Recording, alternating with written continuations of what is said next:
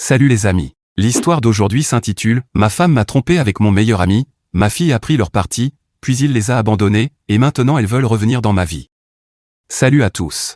Peut-être que mon histoire pourra aider certains gars à éviter les mêmes erreurs que moi, à force de faire confiance aux mauvaises personnes. J'ai besoin de me vider le cœur. J'ai 39 ans, et jusqu'à il y a quelques mois, je pensais avoir tout compris à la vie. C'est faux comme la vie peut te retirer le tapis sous les pieds sans prévenir. Mais commençons par le début. Parce que pour comprendre à quel point je me suis fait avoir, il faut savoir ce que j'ai construit et ce qu'ils ont détruit. Je travaille dans le bâtiment. Je le fais depuis mes 18 ans. Pas derrière un bureau, pas le genre à n'avoir jamais tenu un marteau. J'ai commencé tout en bas de l'échelle, comme simple manœuvre, en me cassant le dos. Des journées d'été sous 35 degrés Celsius, des matins d'hiver où le froid te gèle les doigts même avec des gants, et pourtant, j'adorais ça. Il y a quelque chose de spécial à regarder un bâtiment terminé et à savoir que ta sueur et ton sang ont servi à le rendre réel. J'ai gravi les échelons à l'ancienne, apprendre chaque aspect du métier, suivre des cours du soir en gestion de construction après des journées complètes sur le chantier. Aujourd'hui, je suis chef de projet senior, je gère des chantiers valant des millions dans 3 États. J'ai construit ma première maison de promotion à 25 ans, je l'ai revendue avec un joli bénéfice, et j'ai continué à avancer. Mon équipe actuelle traverserait le feu pour moi, parce qu'ils savent que j'ai fait chaque poste qu'ils font aujourd'hui, et que je n'hésite jamais à mettre la main à la pâte quand il faut. J'ai rencontré ma femme, Anna, 40 ans, quand j'en avais 19. Elle travaillait dans un dîner où nous, les gars du bâtiment, allions prendre le petit déjeuner avant d'aller sur le chantier. À l'époque, elle était incroyable. De longs cheveux bruns, un sourire qui illuminait la pièce, et elle ne se souciait pas que j'arrive avec mes bottes encore sales de la veille. Il m'a fallu 3 semaines pour trouver le courage de l'inviter à sortir. Mes potes pariaient sur le fait que je n'oserais jamais, ce qui en dit long sur mon mauvais choix d'amis, mais ça, c'est une autre histoire. On est sortis ensemble pendant 2 ans, puis on s'est mariés lors d'une petite cérémonie. Rien de luxueux, mais parfait pour nous. Anna disait qu'elle n'avait pas besoin d'un mariage cher. Elle voulait juste commencer notre vie ensemble. Quelle énorme connerie quand j'y repense aujourd'hui. Notre fille Emma est arrivée peu après, et ses premières années étaient dures mais belles, tu vois. Je travaillais 12 heures par jour, parfois 6 jours par semaine, je rentrais épuisé mais fier, parce que je faisais vivre ma famille. J'ai lancé une activité parallèle de rénovation résidentielle le week-end. Anna me préparait des repas, amenait parfois Emma sur le chantier pour que je puisse les voir pendant mes longues journées. Je me souviens d'Emma à 4 ans, avec un petit casque de chantier en plastique que je lui avais acheté, m'aidant à mesurer des planches. Ces souvenirs me brisent aujourd'hui, vu comment tout a fini. Quand notre fils Jacques est né, 8 ans plus tard, j'étais déjà devenu chef de chantier. J'avais enfin assez économisé pour offrir à Anna la plus grande maison dont elle rêvait. Je ne vais pas mentir, j'étais incroyablement fier de pouvoir lui offrir ça. 4 chambres, un grand jardin, et même un garage 3 places où je garde mes outils et mon projet du week-end, une Mustang de 1969 que je restaure. Laisse-moi te décrire ce que j'ai construit en 18 ans de mariage, une maison sur mesure dans un bon quartier, des enfants dans de bonnes écoles, des vacances chaque été.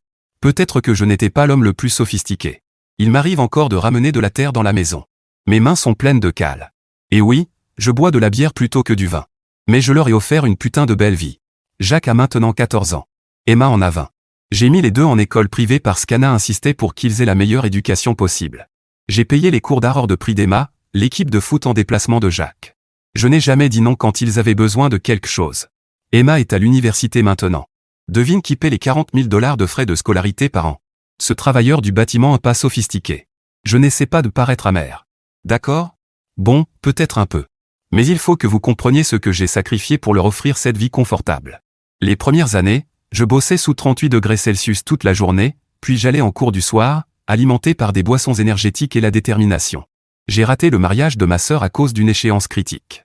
J'ai travaillé en ayant une pneumonie parce que mon équipe avait besoin de moi. Chaque callosité, chaque cicatrice, chaque douleur, tout en valait la peine parce que je construisais quelque chose pour ma famille. J'ai même réussi à mettre de côté un joli pactole, près de 800 000 $ en investissement divers. Anna n'a jamais eu à s'inquiéter de l'argent. Elle pouvait acheter tout ce qu'elle voulait. Elle avait même son propre compte plaisir, sur lequel je versais 2 000 $ chaque mois. Oui, tu as bien lu. 2 000 $ par mois, juste pour elle, à dépenser comme elle voulait. Sans question. Apparemment, ce n'était toujours pas assez sophistiqué pour elle. Avec le recul, je vois bien que j'étais tellement concentré sur le fait de tout leur offrir que j'ai ignoré les signes avant-coureurs. Trop occupé à bâtir des rêves pour remarquer qu'ils se transformaient en cauchemars. Mais voilà le problème quand on est un bâtisseur, on se concentre tellement sur la solidité de ce qu'on crée qu'on oublie parfois de vérifier si les fondations ne se fissurent pas. Le changement chez Anna ne s'est pas fait du jour au lendemain. Avec le recul, c'est comme regarder un bois pourrir en accéléré. Ça commence petit, presque invisible, puis soudain toute la structure est foutue. Tout a commencé il y a environ 2 ans, juste après que j'ai décroché le plus gros projet de ma carrière, un développement commercial de 50 millions de dollars qui aurait mis notre famille à l'abri pour la vie. On pourrait penser qu'elle serait fière, non? Son mari gagnant un salaire de cadre grâce à un travail honnête? Eh bien non. À la place, elle a commencé à faire de petites remarques sur le fait que j'étais toujours couvert de poussière, ou que je ne faisais pas assez classe pour son nouveau cercle social. Anna avait commencé à travailler dans une boutique chic du centre-ville, vendant des vêtements hors de prix à des femmes riches et désœuvrées. Elle n'avait pas besoin de cet argent. Son salaire annuel était inférieur à mon bonus trimestriel. Mais elle disait qu'elle avait besoin de stimulation, de se retrouver. Le premier gros signal d'alarme a été la salle de sport. Pas un truc basique comme le 1K. Non. Un club de fitness ultra exclusif qui coûtait plus par mois que le paiement de ma première voiture. Elle y allait 5 jours par semaine, rentrait toujours déjà douchée et maquillée. Quand j'y pense maintenant, je suis presque sûr qu'elle ne faisait pas que s'entraîner, si tu vois ce que je veux dire. Puis il y a eu le téléphone. Avant, Anna laissait son téléphone traîner partout, elle s'en fichait si je le prenais. D'un coup, elle s'est mise à le garder serré contre elle, mot de passe changé, toujours en train de texter avec ce petit sourire en coin. Si j'entrais dans la pièce, elle le retournait plus vite qu'une crêpe. Elle disait qu'elle discutait juste avec ses collègues de la boutique. Ouais. Bien sûr. Et puis il y a Emma, notre fille. Elle a commencé à adopter l'attitude de sa mère. Avant, c'était ma petite fille, toujours partante pour m'aider dans le garage, elle connaissait chaque outil par son nom. Et soudain, elle avait honte que son père soit ouvrier. Elle faisait des remarques acerbes sur le fait que les pères de ses amis avaient tous des vrais métiers de bureau, comme si construire des choses réelles n'était pas respectable. Anna a arrêté de cuisiner il y a environ 1 an. Elle disait être trop épuisée par le travail. Elle a commencé à commander ses services de repas préparés hors de prix. 300 $ par semaine pour ce qui ressemblait, à mes yeux, à de la nourriture pour oiseaux. J'ai proposé de faire des grillades ou la lasagne de ma mère, qu'elles adoraient avant, mais apparemment ce n'était plus assez sophistiqué.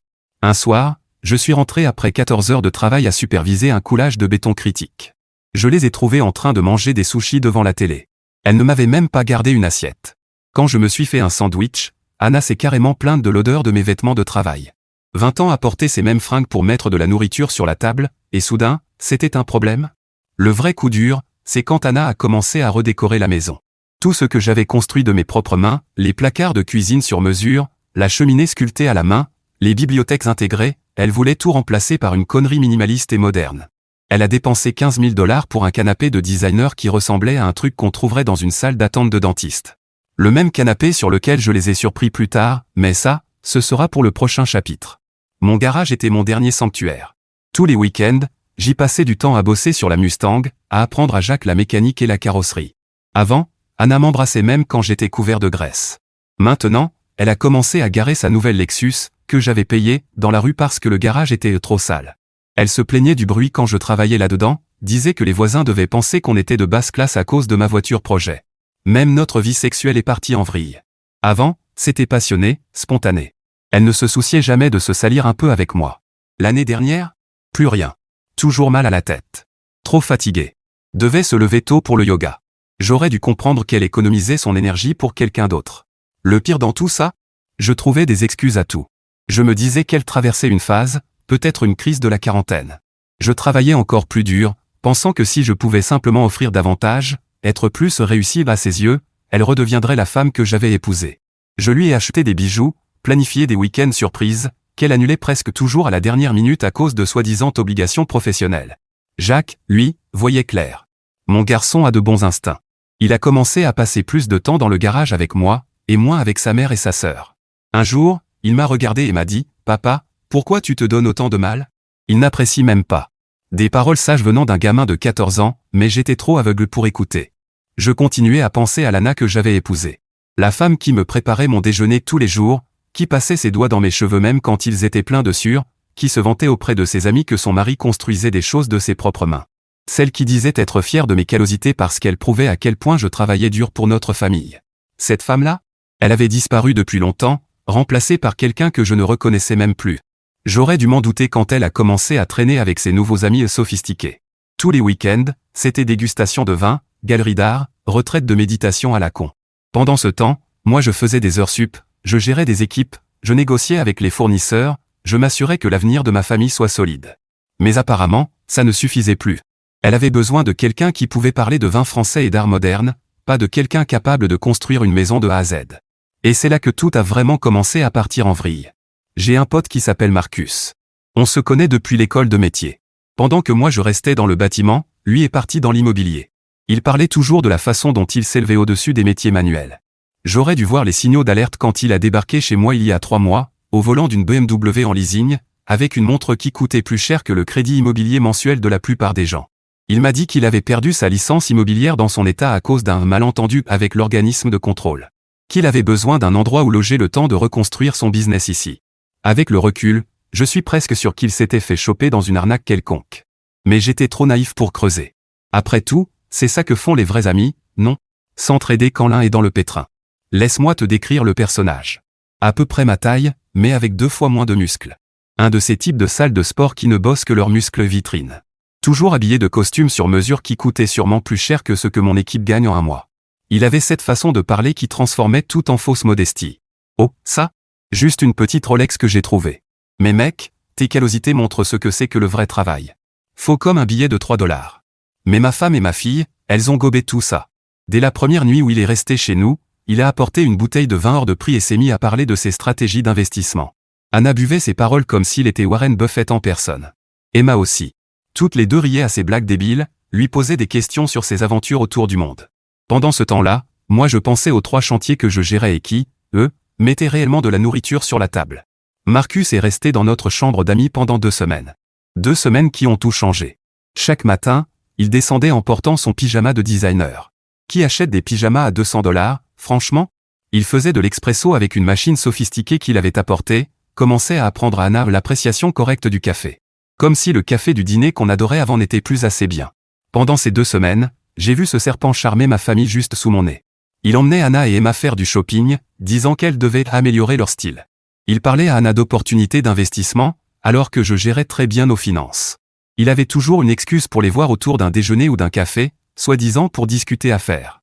La façon dont il s'est insinué dans la confiance de ma famille ressemblait à un manuel de manipulation. Il flattait la sophistication naturelle d'Anna, lui disait qu'elle se gâchait dans cette boutique. Il disait à Emma qu'elle avait le potentiel d'un mannequin et qu'elle devrait revoir son cercle social. Subtil, hein? Mais voilà ce qui me rend dingue. Pendant qu'il jouait au monsieur sophistiqué avec ma femme et ma fille, il essayait de garder son vieux rôle de pote avec moi. Il venait dans le garage, bière à la main, parlait du bon vieux temps, essayait même de me donner des conseils sur la restauration de ma Mustang, comme s'il avait déjà tenu une clé de sa vie. Un samedi, j'étais sous la Mustang, en train de remplacer la boîte de vitesse, que j'avais reconstruite moi-même, au passage. Marcus arrive, ses chaussures de designer probablement sales pour la première fois de leur existence, et commence à me dire que je devrais le voir plus grand. Que je gâchais mon potentiel dans le bâtiment. Que, avec mon expérience, je pourrais faire tellement plus. Comme si construire des choses durables n'avait aucune valeur si on ne le fait pas en costume. J'ai découvert plus tard qu'il disait la même chose à Anna, que j'étais bloqué dans mes habitudes, que je manquais d'ambition. Assez ironique venant d'un type de 40 ans qui squattait mon canapé. Mais Anna? Elle a commencé à me regarder différemment après ça. À faire des remarques sur le fait que je pourrais le mieux faire si je m'y prenais autrement. Le vrai coup de poignard? Il a commencé à se pointer sur mes chantiers, en costume, à parler d'opportunités d'investissement à mes gars.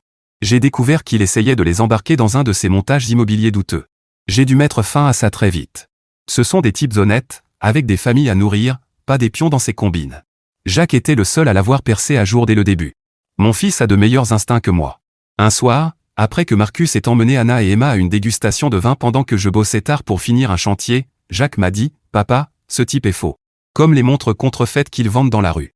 Si seulement je l'avais écouté plus tôt. Même mon chien ne lui faisait pas confiance. Kaiser, mon berger allemand, adore généralement tout le monde. Mais avec Marcus, il n'arrêtait pas de grogner. J'aurais dû faire confiance au jugement de mon chien. On dit que les animaux sentent le mauvais caractère. Kaiser savait que c'était un serpent bien avant que l'un d'entre nous ne le comprenne. Après ces 2 semaines, Marcus a trouvé son propre logement, du moins, c'est ce qu'il disait. J'ai découvert plus tard que c'était une location de courte durée, largement au-dessus de ses moyens.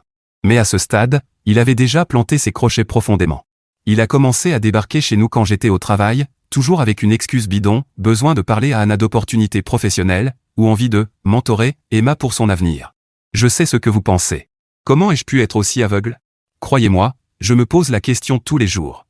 Mais quand tu connais quelqu'un depuis 20 ans, quand il était à côté de toi le jour de ton mariage, quand il a vu tes enfants grandir, tu refuses de croire qu'il puisse te trahir comme ça. Depuis des semaines, je remarquais des trucs bizarres à la maison. Des outils déplacés dans mon garage alors que je n'y avais pas touché. La température de la piscine plus chaude que je ne l'avais laissée. Des détails insignifiants pour la plupart des gens, mais quand tu as passé ta vie à faire attention aux détails sur des chantiers, tu remarques quand quelque chose cloche. Alors j'ai fait ce que ferait n'importe quel type ayant accès à du matériel de sécurité, j'ai installé des caméras. Pas les trucs bon marché des grandes surfaces, mais du matériel professionnel obtenu grâce à mes contacts dans le bâtiment. Des caméras couvrant chaque angle de la maison, à l'intérieur comme à l'extérieur. Des caméras cachées aussi. Parce qu'au fond de moi, je savais que je devais être malin. L'installation était parfaite. Tout arrivait directement sur mon téléphone, avec alerte de mouvement et sauvegarde sur le cloud. Ça m'a coûté une petite fortune, mais comme on dit dans le bâtiment, mesurer 2 fois, couper 1 fois. J'ai aussi installé un traceur GPS sur la voiture d'Anna. Ouais, je sais ce que ça donne comme impression. Mais quand tu es responsable de millions de dollars d'équipement de chantier, tu apprends 2 ou 3 choses sur le suivi des actifs. Et c'est là que ça devient intéressant. Jeudi dernier, je suis sur le chantier en train de faire les inspections finales d'un gros projet commercial. On s'était arraché pendant des semaines pour finir en avance, et on touchait enfin au but. Mon téléphone vibre. Alerte de mouvement de la caméra de la piscine. Il est 14 h, en pleine semaine. Personne n'est censé être à la maison. Je regarde le flux, et je vois la BMW de Marcus entrer dans mon allée, celle que j'ai moi-même pavée l'été dernier, putain. La voiture d'Anna est déjà là. Elle était censée être au travail. Mes mains tremblaient tellement que j'avais du mal à tenir le téléphone, mais je continuais à regarder. Il se dirige vers la piscine, tout sourire, en se touchant. Marcus porte une bouteille de quelque chose, probablement un de ces vins hors de prix qu'il adore exhiber. Et le détail qui m'a achevé, ils utilisent la clé de la piscine que j'avais perdue 3 semaines plus tôt. Celle qu'Anna avait dit m'aider à chercher. Je dis à mon chef d'équipe que j'ai une urgence familiale, je saute dans mon pick-up. Pendant tout le trajet de 20 minutes jusqu'à la maison, je les regarde sur mon téléphone à chaque feu rouge. Ils se rapprochent dans ma piscine. Celle que j'ai conçue et construite de mes propres mains l'été dernier. 60 000 $ de pierres sur mesure et de système de chauffage, et ce serpent l'utilise pour draguer ma femme. Mais je ne suis pas stupide. Dans le bâtiment, on apprend à tout documenter. Donc j'enregistre tout, je sauvegarde chaque image. Des années à gérer des litiges contractuels m'ont appris la valeur de preuves solides. J'arrive chez moi en silence, je me gare au coin de la rue pour qu'ils ne voient pas mon camion. J'entre par le garage en utilisant le mode silencieux que j'avais installé sur la porte. Une autre amélioration, inutile, dont Anna s'était plainte. Je les entends rire et éclabousser à travers les portes vitrées du patio. Mes mains tremblent, mais pas de peur. De rage pure. Et c'est là que 20 ans de gestion de chantier portent leurs fruits. J'ai appris à garder mon calme en situation de crise. Quand tu es responsable de projets à plusieurs millions et de la sécurité de dizaines d'ouvriers, tu apprends à réfléchir avant d'agir. Alors au lieu de foncer dehors, je prends 1 minute. Je règle mon téléphone pour enregistrer, je vérifie que j'ai plusieurs angles. Puis je sors sur la terrasse, calme, comme si je faisais une inspection de routine. Et ils sont là. Marcus et Anna. L'un sur l'autre, dans ma piscine. Ils ne me remarquent même pas au début, trop occupés à se rouler des pelles comme des ados à une fête au bord de l'eau. Marcus me voit en premier. Putain, j'aurais aimé avoir une photo de sa tête. Toute sa fausse sophistication disparaît en 1 seconde. Il repousse littéralement Anna, se précipite pour sortir de la piscine comme si elle était remplie de requins. Frère, ce n'est pas ce que tu crois, je peux t'expliquer. Ouais. Bien sûr que tu peux, mon pote. Anna, elle, passe directement en mode attaque. Elle se met à hurler que je ne suis jamais à la maison, que Marcus comprend ses besoins, que je suis émotionnellement indisponible. Assez riche venant de quelqu'un qui est très physiquement disponible dans ma piscine avec mon soi-disant meilleur ami. Le meilleur dans tout ça? Vous vous souvenez des caméras que j'ai installées? Elles ont tout filmé. Absolument tout. Y compris les 5 autres fois où ils ont utilisé ma piscine pendant que j'étais au travail. Les moments où ils se retrouvaient en douce dans mon garage. Tout. En 4K cristallin, avec le son. Marcus essaie de récupérer ses affaires et de se barrer, mais je bloque le portail. Il est là, dans son maillot de bain chic, probablement en train de réaliser que sa montre de designer n'est pas étanche après tout. Bouge, dit-il en essayant de faire le dur. 20 ans de chantier contre ses cours de pilates. Ouais. Bonne chance. Je souris simplement et je leur montre mon téléphone, avec le flux en direct de toutes les caméras. J'ai assez d'images ici pour faire un film, leur dis-je. Je me demande ce que tes clients immobiliers en penseraient. Ou l'organisme de licence dans ton nouvel état. Le visage d'Anna devient livide. Elle commence à bredouiller que ce n'est pas ce que ça a l'air d'être, qu'on peut arranger ça. Comme si j'étais un entrepreneur avec qui on peut négocier un avenant de contrat. Marcus, le lâche, essaie même de jouer la carte de l'amitié. Pense à notre histoire, mec. Fais pas de conneries. J'éclate de rire. Vraiment. Notre histoire? Comme l'histoire de ces vidéos? Ou celle de tes tentatives d'arnaquer mes gars avec tes montages immobiliers? Ou peut-être l'histoire de toi en train de draguer ma fille quand tu pensais que personne ne regardait? Oui. J'avais aussi ces images-là. Je l'avais filmé en train de devenir un peu trop tactile avec Emma pendant une de ses soi-disant séances de mentorat. J'ai gardé ce petit élément de preuve pour plus tard. Toujours bien d'avoir un plan B dans le bâtiment. Je leur dis à tous les deux de dégager de chez moi. Marcus commence à attraper ses affaires, mais je l'arrête. La Rolex reste. Considère ça comme ton premier paiement pour les frais d'utilisation de la piscine. Il l'enlève et la pose sur la table. J'imagine qu'il ne voulait pas que je partage ces vidéos, finalement. Les conséquences de cette découverte, c'était comme voir des fondations se fissurer pendant un tremblement de terre. Tout ce que tu pensais solide se disloque. Les jours suivants dans cette maison donnaient l'impression de traverser une zone de guerre, avec des lignes de front que je n'aurais jamais cru voir au sein de ma propre famille. La première personne à qui j'en ai parlé, c'était Jacques. Il méritait de l'apprendre de moi, pas par des rumeurs ou les réseaux sociaux. Je l'ai trouvé dans le garage ce soir-là, en train de travailler sur le carburateur de la Mustang, exactement comme je lui avais appris. Il a juste regardé mon visage, et il a su que quelque chose n'allait pas. Je l'ai fait asseoir sur mon établi, le même que j'avais construit quand il apprenait à peine à marcher, et je lui ai tout raconté. Tu sais ce que mon fils a fait? Il m'a pris dans ses bras. À 14 ans, à cet âge où la plupart des gamins sont trop au coulou pour montrer leurs émotions, il m'a simplement serré très fort contre lui. Quand il s'est reculé, il avait ce regard que je n'oublierai jamais. Un mélange de colère et de détermination. Elles sont mortes pour moi, a-t-il dit. Avec une maturité qui m'a brisé le cœur et rendu fier en même temps. Emma, en revanche, c'était une toute autre histoire. Elle est rentrée de ses cours à la fac pour me trouver en train de changer les serrures. Première règle dans le bâtiment, sécuriser le chantier. Elle m'a demandé ce qui se passait, alors je lui ai montré les images. Toutes. La piscine, le garage, absolument tout. Tu sais ce qu'elle a dit? Papa, tu exagères. Ils sont amoureux. Ça arrive, ce genre de choses. Amoureux. Ça arrive? Ma propre fille, en train de défendre l'homme qui avait contribué à détruire sa famille. Elle a même eu le culot de dire que Marcus était plus émotionnellement disponible que moi, qu'il comprenait mieux sa génération. Que peut-être, si je n'avais pas été aussi concentré sur le travail manuel et si j'avais essayé de m'élever, maman n'aurait pas eu besoin d'aller voir ailleurs. Les jours suivants ont été un flou total, avocat, coup de téléphone, et regarder ma famille choisir son camp. Anna a emménagé dans un hôtel, pleurant sur le fait que j'étais déraisonnable, qu'on pouvait arranger ça. Emma est partie avec elle, évidemment. Elle disait qu'elle ne supportait plus mon énergie négative, que j'étais toxique parce que je refusais de pardonner et d'aller de l'avant. Mais voilà où ça devient encore plus dingue. Emma a commencé à défendre Marcus auprès de tous ceux qui voulaient bien l'écouter. Elle disait qu'il l'aidait à se constituer un réseau, qu'il lui montrait une meilleure façon de vivre. Elle a commencé à poster sur les réseaux sociaux des messages sur le fait que l'amour ne suit pas les règles conventionnelles et que les vraies connexions transcendent les relations traditionnelles. Les contorsions mentales auxquelles elle se livrait auraient pu lui valoir une médaille d'or olympique. Mon équipe au boulot? Ils m'ont soutenu à 100%.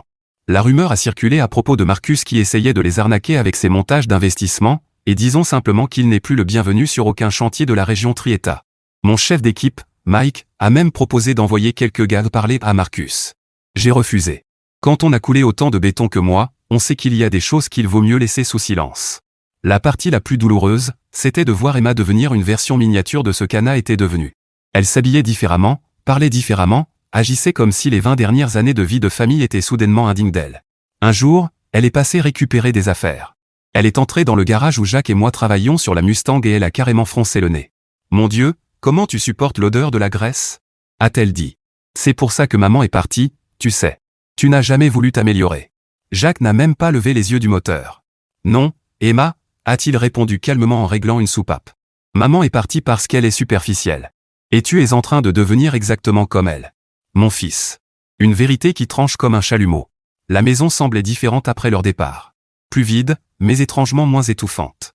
Jacques et moi avons trouvé un nouveau rythme. J'ai commencé à lui apprendre davantage sur le bâtiment, à l'emmener sur certains chantiers. Il a un talent naturel pour ça, il lit les plans mieux que certains de mes gars expérimentés. Chaque soir, on travaillait ensemble sur la Mustang, à parler de tout et de rien. De vraies conversations.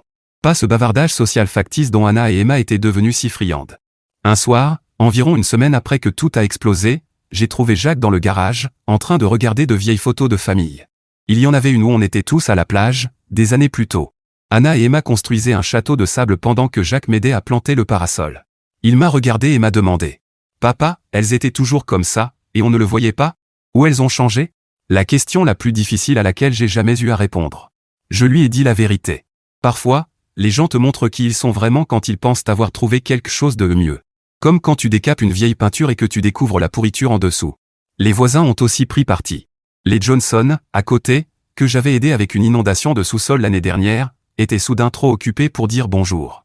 Mais Mike, dans la rue d'en face, dont j'avais réparé le toit après la grosse tempête, m'apporte maintenant des bières tous les vendredis et me dit que sa porte est toujours ouverte si on a besoin de quoi que ce soit. Et maintenant, laisse-moi te dire ce qui s'est passé quand Anna et Emma ont emménagé avec Marcus, persuadés d'avoir amélioré leur vie. Laisse-moi te peindre le tableau de leur nouvelle vie grandiose. Marcus avait loué un appartement de luxe dans le quartier chic, un de ces immeubles avec portier et piscine sur le toit. J'ai appris plus tard qu'il payait 4 500 $ de loyer par mois, bien au-dessus de ses moyens, mais ma future ex-femme et ma fille pensaient avoir décroché le jackpot. Anna m'a même envoyé des photos de l'appartement par message, comme pour me prouver à quel point elle allait mieux. « Regarde ce qu'on ratait », a-t-elle écrit. Voilà à quoi ressemble la sophistication. Ouais. De la sophistication à crédit et basée sur des mensonges, comme elles allaient vite le découvrir. Les premières semaines, elles étaient partout sur les réseaux sociaux. Anna postait des photos de leur soirée dégustation de vin et de leurs discussions culturelles. Emma partageait des clichés d'elle au bord de la piscine sur le toit, parlant de son style de vie élevé et expliquant qu'elle était enfin entourée de gens qui apprécient les belles choses. Les commentaires étaient remplis de leurs nouveaux amis sophistiqués, les félicitant pour leur choix courageux de poursuivre un bonheur authentique. Grâce à mes contacts dans le bâtiment, je connais tout le monde dans cette ville, y compris des agents immobiliers haut de gamme. Je gardais donc un œil sur ce qui se passait réellement. La demande de licence immobilière de Marcus était bloquée en cours d'examen. Son malentendu dans son état d'origine était en réalité une enquête pour fraude. Il ne concluait aucune affaire. Il brûlait simplement le peu d'argent qu'il lui restait pour maintenir son image luxueuse. Mais Anna et Emma étaient trop occupées à jouer à la famille parfaite dans leur nouveau monde soi-disant sophistiqué pour remarquer les fissures qui se formaient.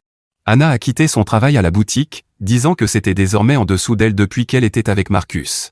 Elle a commencé à se présenter comme une influenceuse et à essayer de se construire une audience sur les réseaux sociaux. Elle postait de longs discours sur le fait de se trouver soi-même et de vivre de façon authentique. Assez ironique venant de quelqu'un qui avait abandonné son fils de 14 ans. Emma a abandonné 2 cours à la fac, disant qu'elle avait besoin de temps pour se concentrer sur son développement personnel.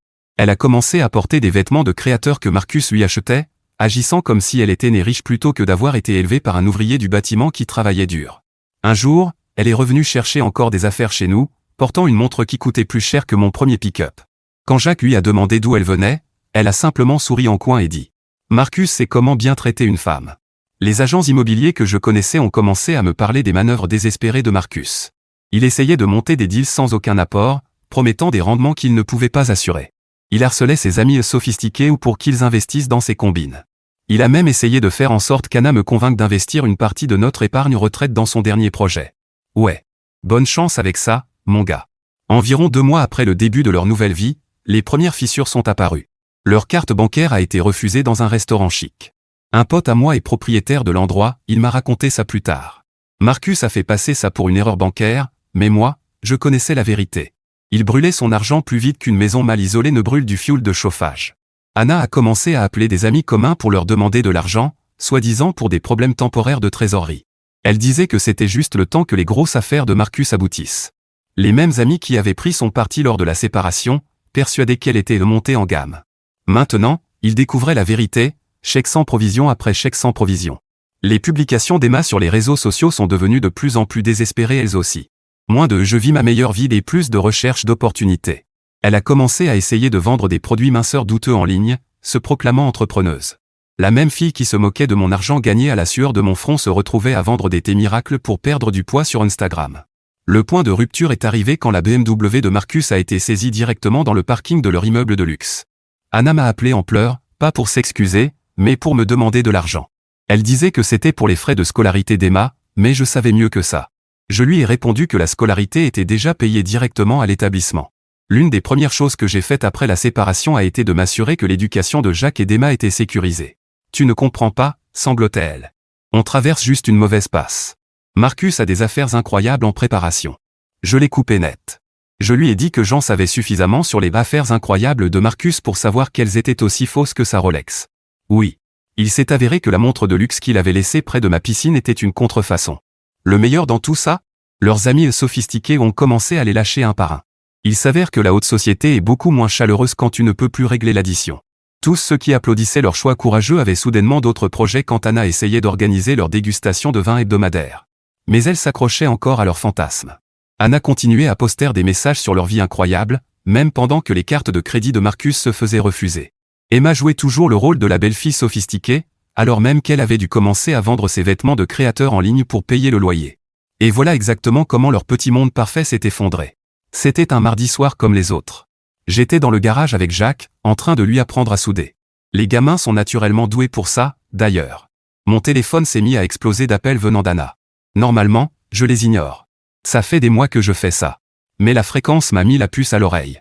15 appels manqués en 20 minutes, ce n'est pas normal, même pour elle.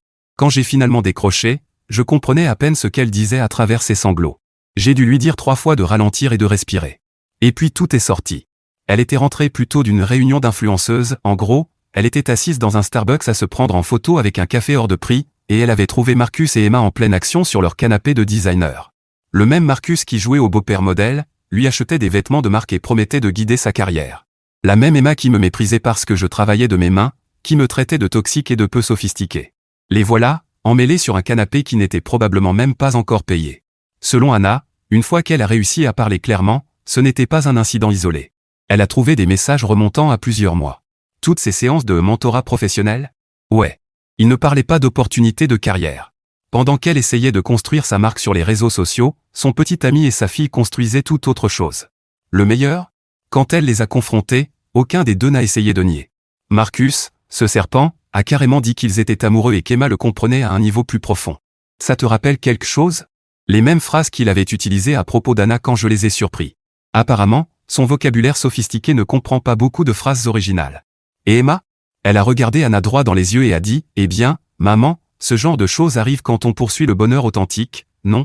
Elle lui a balancé ses propres mots, ce qu'Anna avait utilisé pour défendre leur liaison devant moi. Ça, j'appelle ça le karma. Anna était hystérique au téléphone, me suppliant de l'aider. Elle disait qu'elle comprenait enfin ce que j'avais ressenti ce jour-là à la piscine. Elle demandait si elle pouvait rentrer à la maison, si on pouvait réessayer pour le bien de la famille. Elle disait qu'elle avait fait une erreur terrible et qu'elle savait maintenant ce qui comptait vraiment. Tu sais ce que j'ai fait? J'ai ri. Pas un rire joyeux. Plutôt ce rire qui sort quand quelque chose est tellement tordu que ça dépasse la tristesse et revient au comique. Je lui ai dit qu'elle et Emma avaient fait leur choix. Elles avaient choisi la sophistication plutôt que la substance, l'apparence plutôt que la loyauté. Maintenant, elles pouvaient vivre avec ces choix. Mais ce n'est pas fini. Tu te souviens de toutes les affaires incroyables que Marcus devait conclure? Il s'est avéré que la seule chose dans laquelle il investissait vraiment, c'était son image. Anna a découvert qu'ils avaient 3 mois de loyer en retard pour cet appartement de luxe. Tous ses vêtements de créateur et ses dîners chics, cartes de crédit au plafond et argent emprunté. Le lendemain, Emma a essayé de m'appeler. Quand j'ai finalement répondu, elle était sur la défensive. Elle disait que je ne pouvais pas la juger parce que je ne comprenais pas les relations sophistiquées. Que ce qu'elle avait avec Marcus était différent et spécial. Qu'il la voyait comme une égale, pas juste comme une gamine. Je lui ai répondu que Marcus avait probablement tenu exactement le même discours à sa mère. Je lui ai demandé ce que ça faisait d'être le nouveau modèle dans son schéma habituel de remplacement. Elle a raccroché. La vérité fait mal, n'est-ce pas, princesse? La réaction de Jacques quand je lui ai raconté tout ça? Il n'avait même pas l'air surpris. Il a juste dit, on dirait que toute cette sophistication n'incluait pas la loyauté. Puis il est retourné à sa soudure. Mon fils a une sagesse bien au-delà de son âge. La suite a été un vrai plaisir à observer. Anna et Emma ont dû quitter l'appartement de luxe. Il s'est avéré que Marcus mentait aussi sur le paiement du loyer. Leurs amis sophistiqués ont disparu plus vite que le béton ne prend sous la chaleur de l'été. Et quand Anna et Emma ont commencé à poster des messages vagues sur la trahison et la masculinité toxique, leurs abonnés sur les réseaux sociaux ont eu droit à un sacré spectacle. Marcus? Il a quitté la ville quand son arnaque immobilière a commencé à le rattraper. La dernière fois que j'en ai entendu parler, il essayait de refaire le même numéro dans un autre état. Il a laissé Anna et Emma avec une montagne de dettes et des papiers d'investissement sans valeur. Elles vivent maintenant dans un appartement de 2 chambres à l'autre bout de la ville, essayant de réparer leur relation mère-fille. Anna a encore essayé de passer à la maison la semaine dernière, en pleurs, parlant de ses regrets et de la leçon apprise. Emma m'a envoyé un long message expliquant qu'elle était jeune et confuse, et que Marcus avait profité de sa vulnérabilité. Jacques et moi. On va très bien. La Mustang est presque terminée. Il s'avère que toutes ces heures passées dans le garage ont été une excellente thérapie. Mon entreprise de construction est en pleine expansion. Je viens de décrocher un contrat de 10 millions de dollars. Jacques parle d'étudier l'ingénierie après le lycée. Il veut concevoir les bâtiments que moi, je construirai. J'ai aussi commencé à voir quelqu'un récemment, Rachel, une ingénieure en structure que j'ai rencontrée sur l'un de mes chantiers. Elle a parfois de la terre sous les ongles et elle s'y connaît bien plus en mur porteur qu'en accord mévin. Jacques l'aime bien. Il dit qu'elle est vraie. Et venant de lui, c'est un énorme compliment. Parfois, je regarde de vieilles photos de famille et je me demande comment tout a pu si mal tourner. Puis je me rappelle ce que disait mon ancien chef d'équipe, parfois, il faut démolir quelque chose de fragile pour construire quelque chose de plus solide. Il parlait de bâtiments, mais franchement, ça s'applique sacrément bien à la vie aussi. Dernière mise à jour, merci pour tout le soutien, Reddit. Un merci particulier à tous les frères qui ont partagé des histoires similaires. Rappelez-vous, on ne peut rien construire de solide sur des fondations de mensonges.